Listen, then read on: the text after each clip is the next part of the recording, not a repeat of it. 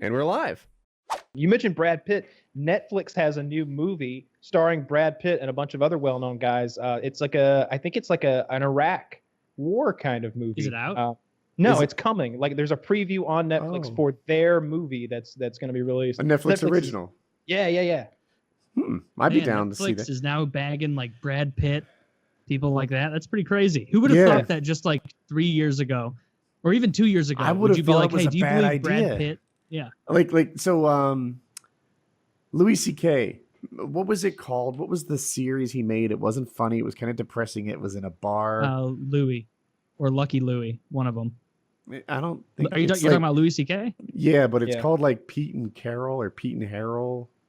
You don't know about this? I only know about he did Louis and Lucky Louis. I don't know any other shows he's done. You're talking about the one that had where they're in the bar and it's really darkly, dimly lit, and it had that guy Steve Buscemi. Buscemi, yeah, I was gonna say the guy with the fucked up teeth in it.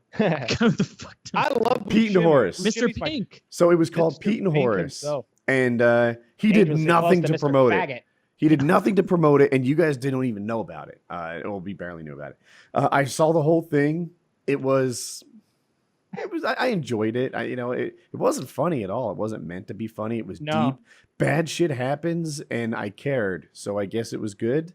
It just wasn't like you didn't watch it and be like, man, like that was time well spent. Like, what a good 40 minutes. No, dude, it was like, oh, fuck, really? Like that hurt. So people were throwing stones at Louis C.K. saying, hey, like you lost money on that. You paid Alan Alda, you paid Steve Buscemi. Like, these were real actors with real fees, and it didn't sell anything like you thought it would. Your whole idea of not promoting it, hoping it would go viral in spite of it, turns out promoting helps sell things. And he's like, no, you don't understand. I own the rights to that. Like, I'll be getting royalties to that you think I lost money based on how it did in the first year? Ownership of intellectual property like this is worth a bundle. So I wonder, circling back to Netflix and these like Brad Pitt movies and all this other stuff, is this a good business model? Like, is whatever ownership they have of these two Chappelle specials gonna be amazing over the course of Chris Rock? That one's coming. Yeah. What I want to know is like, and I wouldn't think they would, but like, okay, so normally a movie comes out and eventually gets licensed to TBS or TNT or NBC. If it like they play A Christmas Story every year, right? Mm-hmm. Because they own it. Or at least they own the rights to it for a certain period of time. They're leasing it or whatever the fuck. But would Netflix ever do that? I don't think so, because it would decrease what they're all about. So if you ever want to watch that movie, I think you got to go to Netflix, right? Like, will you ever be able to watch this Brad Pitt movie I'm referring to? Ever's a long time, of a Netflix, right? Netflix subscription? Maybe 10 years from now, when it's totally not interesting anymore, it does what Con Air does and pops up on all sorts of random shows. That's what I can see happening, is when there's no more reason to protect it. It's like, well, this movie came out 13 years ago and nobody's tried to download it in a week. So we're not driving any more Netflix subscriptions because of this 14-year-old movie. We're going to get more money out of this investment by selling, leasing it to TBS or whatever they call it, leasing. Mm-hmm. But yeah, so apparently owning these things is worth a ton, and we'll see. I don't know. But I thought that it only mattered.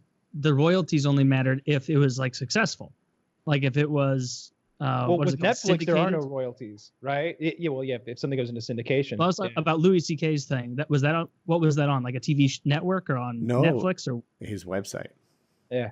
Oh, his website. Okay. Yeah, I think he's counting on someone purchasing that from him someday. Like, that's what it sounds like he's saying to me. That hey, someday Netflix is going to want this show in their catalog to add with the rest of my stuff that they've already bought, or maybe it'll be HBO. But whenever Alan Alda dies and it's a big news story and we all get nostalgia over that, I got some premium Alan Alda content over here that nobody's ever seen. That's clever, actually. I didn't think of that angle. But he's right.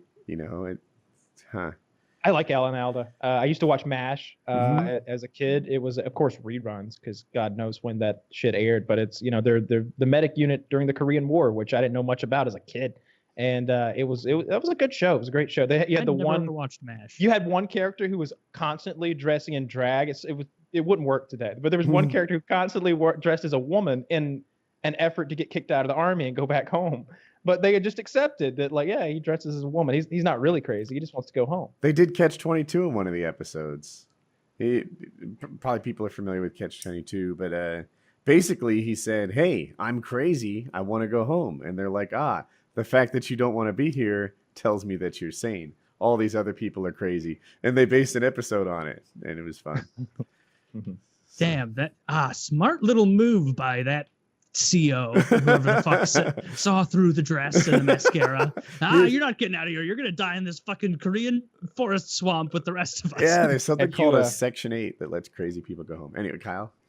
Have you seen the new Norm Macdonald special that's on Netflix? His comedy special. It was good. I haven't finished it yet. I really liked it. I really enjoyed it. That last joke is great. The whole Hitler's dog thing.